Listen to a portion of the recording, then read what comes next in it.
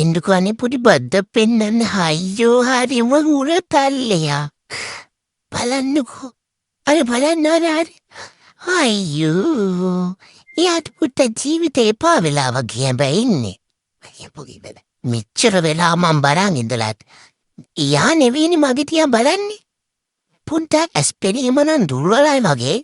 මෙච්චර ලොකුවට ඉන්න මාව හේ මෙයාට පේන්නේ නැත්තේ හැබැයි ඉතින් හරිම කියුට් එයා අර බලන්නකෝ අනේ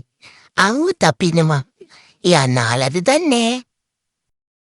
මට බෑ අනේ අනියෝ දෙයනේ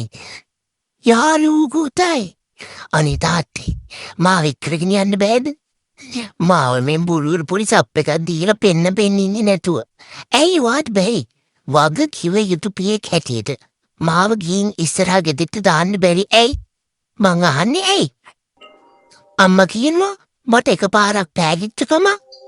ඒ බව්වා එළුව යාවිලු ඉතින් මගේ බැද්ද මේගොල්ලන් දෙන දේ කාලා මම ඉන්නවනේ මම ලොකු බබෙක් වුණාට මම හිතෙන් හරිම අහිංසකයි